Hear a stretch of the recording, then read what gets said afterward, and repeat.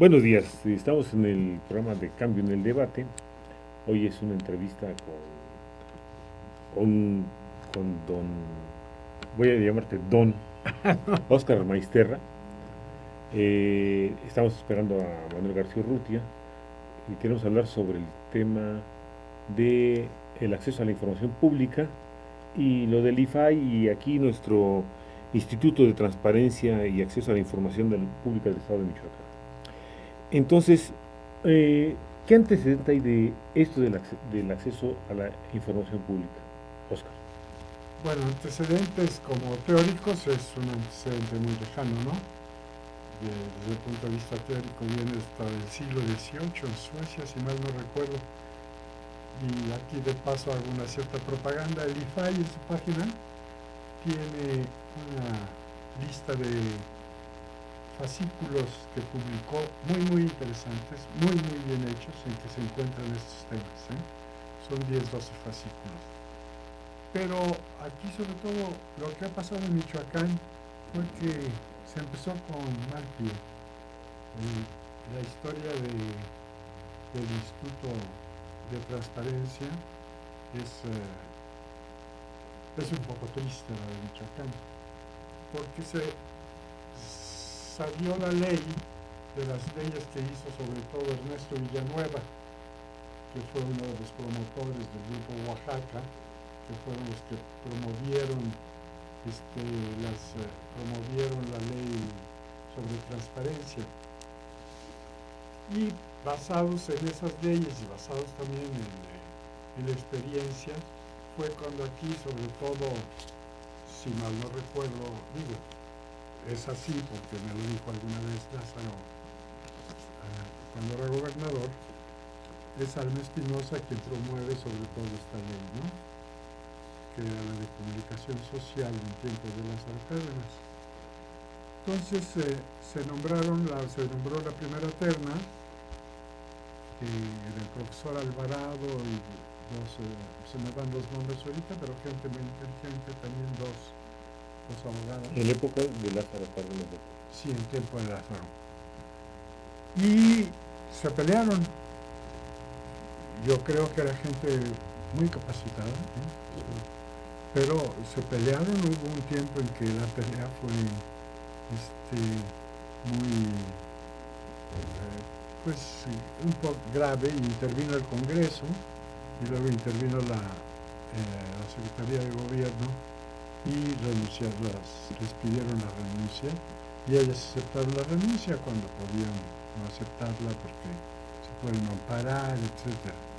Pero aceptaron la renuncia y se hizo otra convocatoria. Gente que demuestra que tenía pues una integridad, ¿no? O sea, que sí, en aceptar la renuncia yo los veo como íntegros, es decir, a pesar de que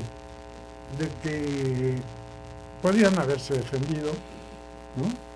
y mantenido, pero sí era una situación muy tirante. Entonces nombraron a otros 3, en el cual salí yo, y salí como presidente. Y entonces también ahí empezaron a hacer algunas cosas. Éramos Domínguez, Carmen Alicia Ojeda y tu servidor. Bueno, pues empezamos a trabajar. Nuestro servidor, porque eras un funcionario público. Sí, nuestro servidor. Y se empezó a trabajar. Yo sobre todo empecé a trabajar los temas de educación y los temas de el derecho a la información para la gente que más lo necesita, que yo creo que es lo que hemos olvidado ahora en los nombramientos y en el planteamiento de cómo debe ser el país, ¿no? Quizá me voy a adelantar algo que no está precisamente en el contexto de lo que me preguntas, pero creo que nos hemos olvidado de toda la gente que está marginada, ¿no? Como cuando nombramos gente o tomamos o alegamos sobre las cuestiones del país, nos olvidamos de los 40 o 50 millones de gentes que tenemos marginados, de los 15 o 20 millones de gentes que tenemos en el hambre casi prácticamente, en los En la umbrales de la pobreza mayor extrema, ¿no? De esos nos olvidamos, cuando precisamente son esos los que más necesitan ejercer su derecho a la información y su derecho a la expresión, ¿no? Solo nos acordamos de ellos para darles algunos medrugos por su voto, ¿no? Y nada más. Entonces yo creo que de eso nos olvidamos. Entonces, dentro pues de lo que a mí me tocaba, yo quise desarrollar el proyecto educativo, es decir, educar a la gente sobre esto y realizar algo por la gente, es decir, poner condiciones para que la gente más necesitada, más marginada del Estado, ponerla en condiciones en que pudiera ejercer este derecho. Y desarrollé un proyecto que se llamaban los módulos de información ciudadana, ¿sí? Que junto con la sociedad civil poner unos ciertos módulos que manejara la sociedad civil en que la gente tuviera derecho a la información. ¿A qué información?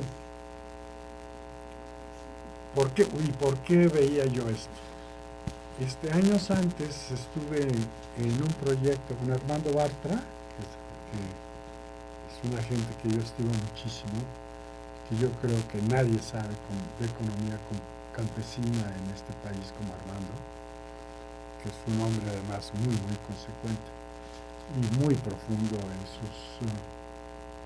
sus análisis sobre el campesinado mexicano. Estuve en una investigación sobre los proyectos pecuarios de FONAES y te dabas cuenta de que los mejores proyectos sobre ganadería, es decir, proyectos, por ejemplo, de mejora de ganado con toros de registro, ¿no? para mejorar pues la ganadería, siempre iba a dar a los mismos, nunca iba a dar a los pobres. Más aún, los que tenían 2, 3 vaquitas jamás se enteraron de que hubiera un proyecto de este tipo. Les falta información, ¿no? Sí. Ni siquiera podían optar por, se quedaban en las asociaciones ganaderas sobre todo y en los ricos, en los que tenían alto puesto en la asociación ganadera. Entonces eso me despertó a mí la inquietud de decir, es que esa información la que hace falta también, porque si tuvieran información podrían movilizarse, podrían expresarse, podrían reclamar sus derechos a participación en esos programas. Entonces estos módulos, yo fui con Lázaro, con el gobernador entonces, a pedirle dinero para hacer estos 2 módulos. Me lo prometió 2 veces, pero mi buen secretario nunca me dio el dinero para desarrollar esto. Normalmente son las cosas incómodas que los gobiernos no les lo hacen como para aparentar, porque lo estamos hablando ahorita, dicen también que hay una carencia muy grande de presupuesto para el IFAI aquí en el Instituto de Transparencia de Michoacán, y creo que nacionalmente se maneja el mismo problema, ¿no? Que hay pocos recursos para eso. Mira, para el funcionamiento realmente de un instituto de transparencia no se necesita del otro mundo, es decir, pues, llegan los recursos, se resuelven según la ley, etcétera, ¿no? Lo que pasa es que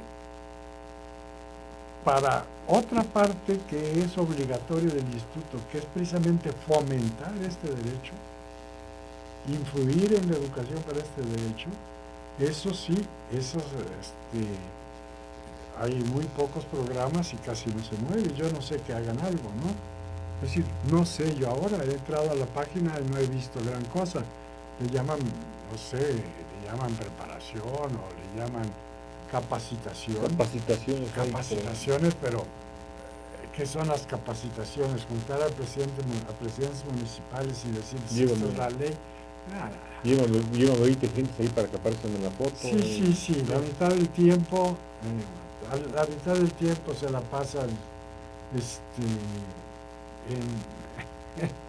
en el ritual de que se pone la mesa, se abrazan, uno dice un discurso, se saludan, etcétera, en vez de hacer algo sustantivo, ¿no? Algo sustantivo que llegue realmente a la gente, ¿no?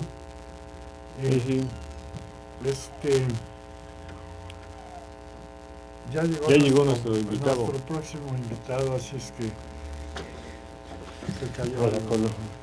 Son hombres. Maestro, qué gusto. Son los hombres ocupados de este mundo. Es la nueva esclavitud, compañero. Así es, el ¿verdad? afán de educar, que no sabemos si educamos o deseducamos. Sí, castramos. Castramos. Oscar nos estaba platicando de los programas que él impulsó cuando estuvo Como presidente de la en la SAIPEM. educación sobre esto, ¿no? Entonces, hicimos bueno, un proyecto de educación para primarias, que está allí, lo tiene la Taimish, y uno para la educación media superior. Yo mandé valorar estos proyectos no oficialmente, pero con amigos que tenía entonces y que tengo en el Centro de Estudios Educativos en México y en una parte del ITESO, ¿no? Presenté los proyectos. Bueno, son proyectos que si los hubiéramos mandado a hacer fuera costarían entre 2-3 millones de pesos.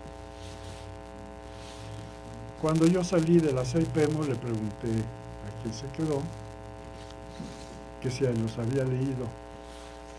Me dijo que no los conocía. Entonces dije, ¿por qué habían corrido a quien hizo estos proyectos? Pues no sé. Y no volvieron a tocar esos proyectos. Ahí están muertos y sepultados. se me ocurre una idea. Quizá los maestros democráticos pudieran retomar eso, porque es muy Probablemente. Sería muy interesante que ellos pudieran retomar este asunto y meterlo porque es lo que se requiere, crear ciudadanía, ¿no? Para que la gente, pues, los niños empiecen a decir, tengo derecho a que me digan, usted maestra, ¿por qué está haciendo esto? Maestro, ¿por qué está haciendo esto? Fíjate, los proyectos de educación en primaria está hecho para que solo haya 2 clases o 3, no recuerdo ya, 2 o 3 clases explícitas sobre el tema. Todo lo demás son normas y actitudes para que se vayan tomando durante el curso, sin cambiar el curso. Es muy interesante cómo se planteó, pero no lo conoce nadie. Casi como el Carreño, dices tú lo que están planteando en la educación. Pero nadie lo conoce. Probablemente está perdido ahí, no lo sé, ¿no? Bueno, ahorita que llegó Manuel, ¿cómo ves este asunto quedaron de la semana pasada de nombrar prácticamente al comisionado, ¿no? Ya es consejero. Para el consejero. Comisionado era cuando era SAIPEM, ahora se les llama ya Consejero. desde que está ley Taimich. Sí. ¿Cómo están manejando esto en el Congreso? Ya, pues en primer lugar, buenos días a quienes nos ven, nos escuchan. Manuel García Urrutia, Y gracias, un Oscar. especialista. Polo, perdón por la tardanza, estaba en efecto dando clases y luego el tráfico ya se complica Bastante. aquí en la ciudad. Pero creo que el tema que están abordando es central porque tiene que ver con uno de los objetivos del instituto, la creación de estas instituciones para impulsar la transparencia y el acceso a la información. Si no tienen un sustento educativo, difícilmente van a poder permear y cambiar patrones de cultura, de comportamiento de la sociedad y, como tú decías, de los ciudadanos, de las personas que somos parte de esta nación. Y en el Itaimich, desgraciadamente, siento que a veces no se le da la importancia que tiene no solo a la institución, sino a los propósitos que debe cumplir, y se ha venido desvirtuando un poco su naturaleza. Y un tema central a veces es con la manera en que los congresistas, en este caso el Poder Legislativo, tendría posibilidades de impulsar con buena voluntad, la transparencia y el acceso a información, asumen sus compromisos con el tema. No solo tiene que ver, repito, con el cuidado, con la atención, el seguimiento que le deben hacer al trabajo del instituto y a que cumpla sus fines, entre ellos el educativo que señalaba Oscar, sino también en que su equipo esté completo. Mira, este instituto tuvo, desde que renunció Oscar, una época, casi estuvo un año sin cubrir. Había solo 2 comisionadas, ¿no? 2 comisionadas que no iban nunca a trabajar. O sea, 2 comisionadas, una por que está embarazada y por otras razones, y la otra porque tiene otro tipo de problemas. O sea, se ha tomado el puesto como un puesto de trampolín de relaciones públicas. Creo que lo que le interesa a los gobiernos generalmente, ¿no? O sea, que no haya transparencia. Aparentemente dicen queremos transparencia, pero finalmente dicen no queremos tanta transparencia. La impulsan, pero luego la quieren manipular. Claro. Pero el problema es que además quienes son parte de ahí no asumen un compromiso, porque tienen razón ustedes, pero lo que yo voy es que si ya estoy ahí, pues por lo menos lo que tengo que manifestar es un compromiso, hasta si tú quieres por razones personales, ¿no? por compromiso, por principios, tratar de impulsar la transparencia. Entonces, si lo vemos desde el otro punto de vista, a lo mejor están asumiendo un compromiso. Pues es que de eso es cuando uno le entra debiera asumirlo, pero en efecto eso que tú dices, pues sí es algo que a veces deja mucho que desear. Y sí, el Congreso tuvo la posibilidad de revisar los distintos perfiles, eran 12 candidatos, para sustituir una vacante que se generó hace 3 meses más o menos ya, y está por definir, seguramente en estos días saldrá, pero repito, el hecho de tener un equipo incompleto, ¿no?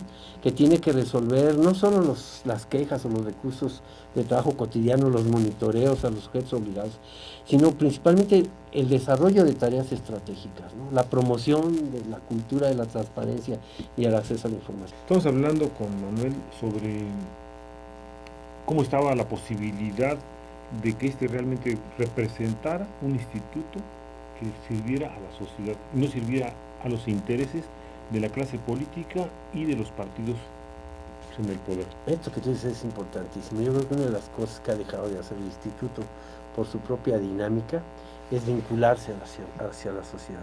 Tú puedes ver los institutos que tienen realmente compromiso con la transparencia, normalmente no son institutos que se dejen ver mucho en los escenarios de la administración pública o pegado a los gobiernos, y por otro lado son institutos que tienen un fuerte arraigo en la sociedad, ¿no? Y te puedo hablar de 4 en el país que funcionan mucho con esas características, sobre todo en su relación con la sociedad. Aquí, si no existiera el instituto, no pasaría nada en términos de que no habría una respuesta de la sociedad para exigir la transparencia, o sea, o para exigir que exigiera el Itaimis, la transparencia sí, pero el problema es que no hay arraigo en la sociedad. Entonces es un primer problema. Otro segundo problema que es clave tiene que ver con el espacio que representa el instituto para generar debates sobre cómo ahondar o profundizar el tema de la transparencia y el acceso a información para que más gente tenga acceso a este derecho. Y ahorita decía, hay iniciativas que se están presentando en el Congreso de la Unión relacionados precisamente a modificar a la Constitución y a darle más facultades al IFAI, ¿no? Al organismo federal. Eso va a tener impacto en los organismos locales, positivos, negativos unos, o con riesgos, para decirlo de una manera. Pero a mí lo que se me hace interesante es que el gobierno que va a entrar ha puesto en la mesa ese tema. Y yo creo que debería tener una opinión el Itaimis, o por si no, por lo menos generando espacios de reflexión, como el que estamos haciendo aquí, sobre este tema, ¿no? ¿Qué riesgos, qué ventajas, qué adelantos tiene? Pero esas son las cosas donde el instituto tendría que tener más presencia, en vincular a la sociedad con los sujetos obligados, a que los sujetos obligados conocieran mejor la manera de ejercer este derecho y hacer un espacio de debate de cómo profundizar la transparencia. Ese derecho es muy importante, sí, que sepamos que es un derecho. A mí me gustó mucho esto que dijeron ambos. Empezó Oscar diciendo de la necesidad de que la ciudadanía conozca que es un derecho ciudadano el estar informado de lo que hacen los que lo han malgobernado durante mucho tiempo. No solo que conozcan, es decir, hay que crear las condiciones donde el derecho pueda ejercerse, ¿no? Es decir, tenemos derecho a la salud, pero ¿qué significa el derecho a la salud si no tengo acceso ni a un hospital, ni a un médico, ni a nada? Muy mi derecho, pues sí, pero muy mi derecho, ¿cómo lo ejerzo? Hay derecho a la educación, y más aún ahora educación obligatoria hasta bachillerato, creo. Nivel preparatoria obligatorio. Sí, a la media superior. Y sin embargo, tenemos que rechazar a no sé cuántos cientos de miles de que no tienen. Lo mismo pasa aquí, es decir, tenemos derecho a la información, pero crea las condiciones en que ese derecho pueda ser ejercido. Entonces, tienes que poner a la gente en contacto con la información, darle las facilidades para que obtenga la información que necesita para seguir, para aprovechar, para participar, para ser más ciudadano, ¿no? Sin embargo, esas se las negamos y se las ofrecemos. ¿Quiénes ejercen el derecho? Estadísticamente, ¿quiénes ejercen el derecho a la información? Los periodistas, los universitarios, los investigadores, las universidades, ¿no? Pues, esos son el gran volumen. Gente, ONGs que trabajan en ciertos niveles ejercen también ese derecho. Gente educada que de repente quiere participar y ve alguna injusticia ejerce ese derecho. La gente más marginada no ejerce ese Algunos derecho. empresarios que les interesa Los empresarios licitar, ¿no? en las licitaciones, etcétera, ejercen ese derecho. Pero la gente que más debería ejercer ese derecho es a la gente que no le damos las facilidades para que ejerza el derecho. Además, no creamos nada. Los institutos deberían estar reflexionando precisamente esto. ¿Cómo hago yo para eso? Ese es uno, además de sus objetivos principales, se lo dice la ley.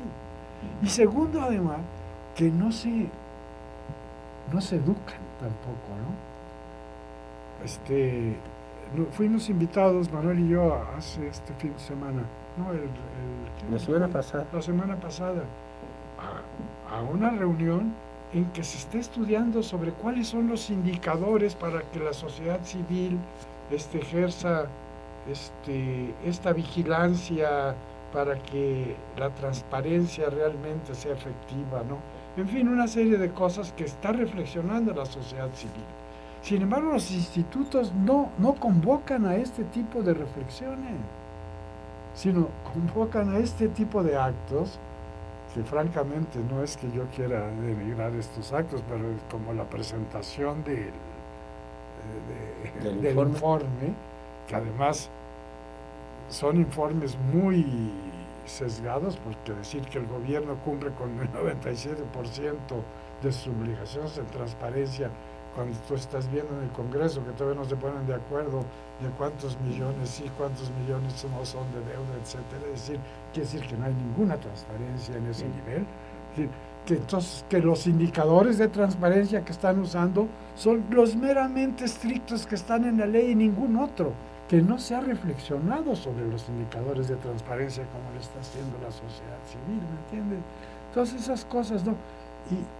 Y si no, pues, además para mí un instituto que no ejerza, que no trate de que los más necesitados ejerzan este derecho, no cumple. ¿No será que hoy las condiciones en el país, digo no solamente a nivel estatal, sino a nivel federal, están dadas como para que este instituto nazca prácticamente muerto o castrado?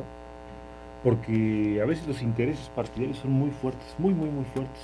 Pero te voy a decir una cosa, por ejemplo, en lo que para mí fundamental, en lo que decías, Manuel, de esto nuevo que se está proponiendo, que es donde hay que entrar en discusiones para no dejar pasar ciertas cosas. Se trata, va a ser el IFAI, lo proponen como una segunda instancia, es decir, es una instancia a la que tú puedes recurrir, porque va a tener como sujetos obligados a todos. Tú recurres a tu estado, pero si no estás de acuerdo, recurres al IFAI, ¿no?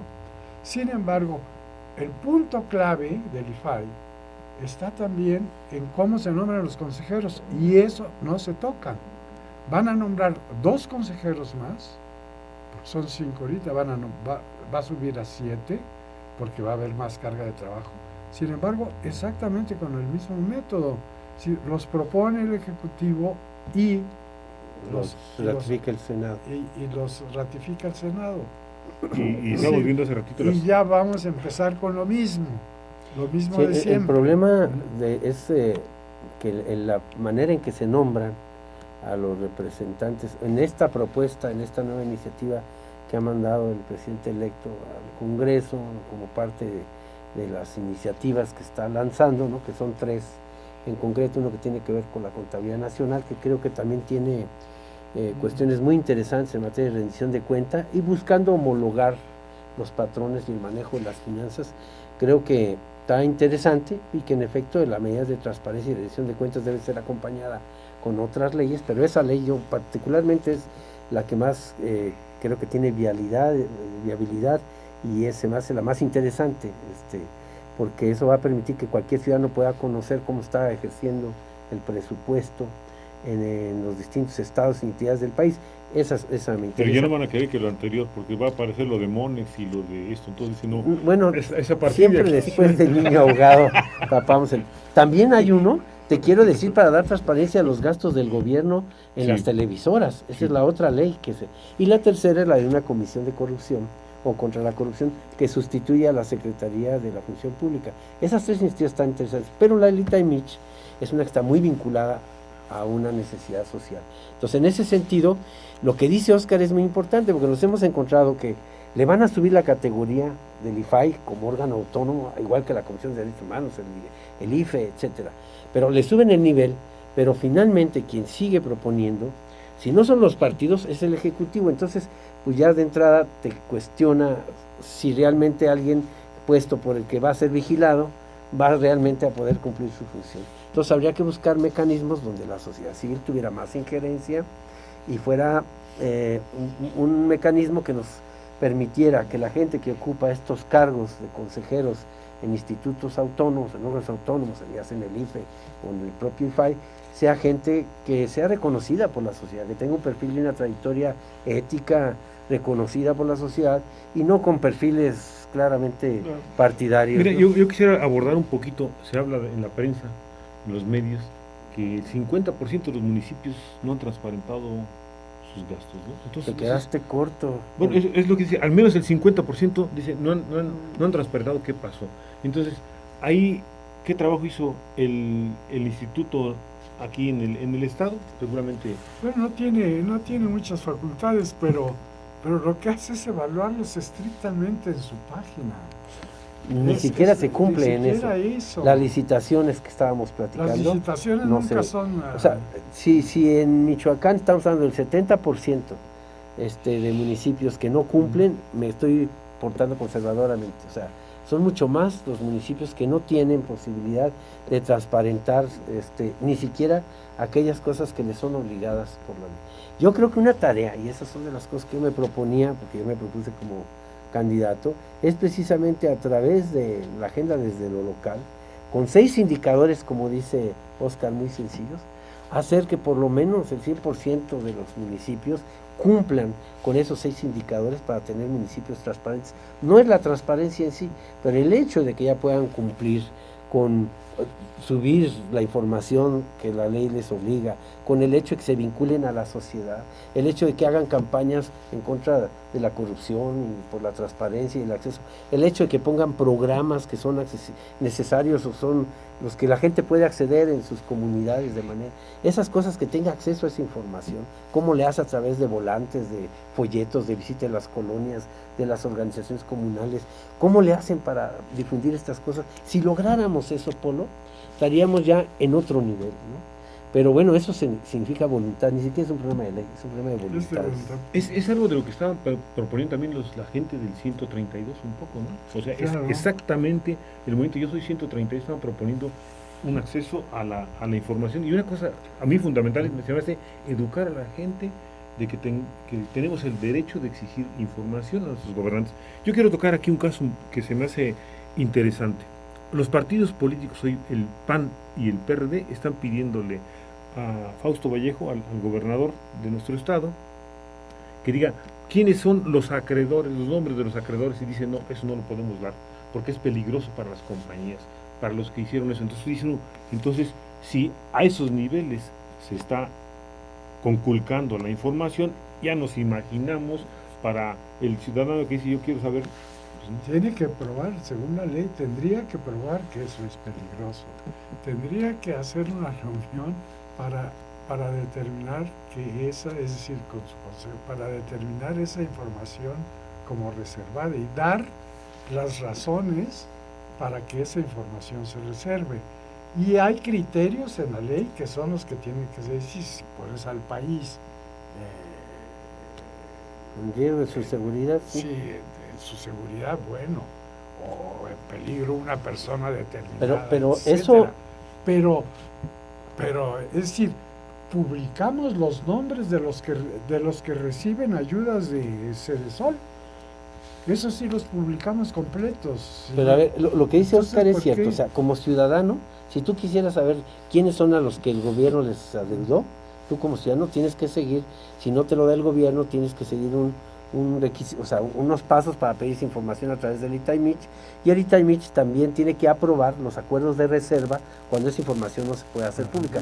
Pero estamos hablando de dos poderes, estamos hablando del Ejecutivo y el Legislativo, y esta información pues es fundamental. Haz de cuenta que yo te acuso que dejaste de pagarle, o sea, tú eres de un partido, de una administración anterior, y yo soy otra, y yo te acuso que tú dejaste de pagarle y me dejaste una deuda con acreedores, no pagaste la luz y... Dicen que le dejaron 5 y mil bueno, millones de pesos, 5,000 pesos por Michoacano, bueno, ¿no? sí, pero ponle, Sí. ponle que fuera cierto, o sea, lo menos que yo te puedo decir, o que tú me puedes decir como parte a la que estoy acusando, de que tú me vas a decir, oye, pues dime a quién a quién le dejé, o sea, a quién le dejé de pagar, ¿no? O a quién le debo, ¿no?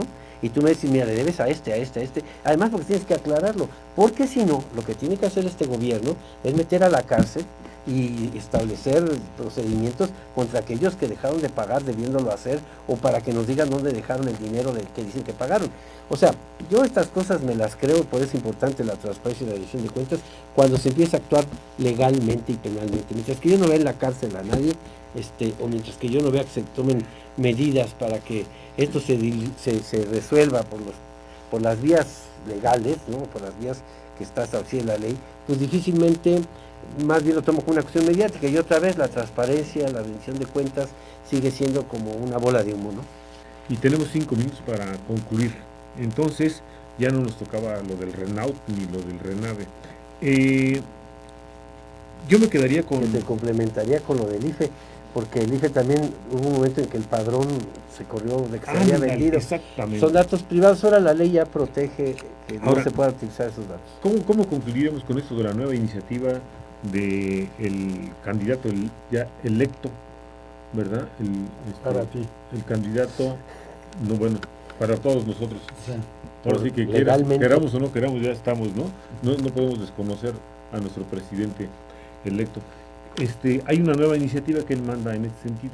Yo quisiera acotarlo en el punto de que es extraño, es como de extraño pensar que una elección que estuvo cargada de cosas ilícitas, por supuesto, como decías, los votos, 20 millones de extremos en la pobreza, tuvieron que aceptar ese mendrugo, y entonces ahí no va a aparecer lo de Mónaco ni mucho menos. Entonces yo creo que va a ser una ley que tiene